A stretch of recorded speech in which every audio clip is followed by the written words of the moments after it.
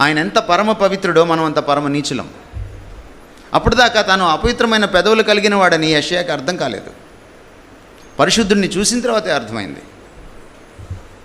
మీరు చర్చ్కి వస్తున్నారు, వెళ్తున్నారు, ప్రతి వారం కనీసం వారానికి ఒక్క కొత్త పాపమైనా మీ జీవితంలో మీరు కనుక్కోగలుగుతున్నారా?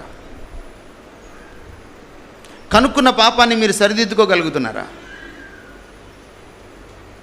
నేను బాగానే ఉన్నాను అనుకుంటున్నారా మీరు? క్రైస్తవం అంటే టైంకి చర్చికి వచ్చి టైంకి వెళ్ళడం కాదు.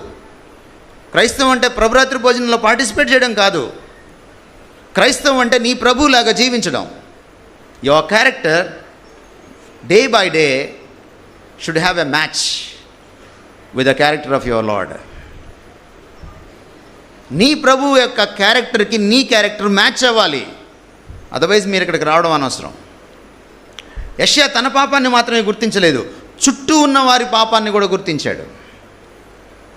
తన జనుల పాపాన్ని కూడా గుర్తించాడు, తన జాతి పాపాన్ని కూడా గుర్తించాడు. ఈరోజు యూట్యూబ్లో తిరిగేస్తూ ఉంటే, షార్ట్స్ తిరిగేస్తూ ఉంటే, రీల్స్ తిరిగేస్తూ ఉంటే మీకు పాపయుక్తమైన ఏం కనపట్లేదా? గుర్తించగలుగుతున్నారా? హాయిగా చూసేస్తున్నారా?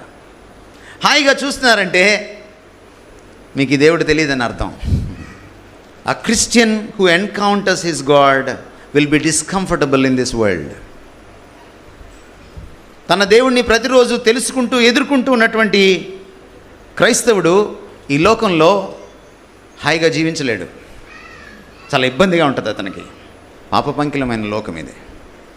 పాకెట్లోంచి తీసి దీన్ని ఓపెన్ చేస్తే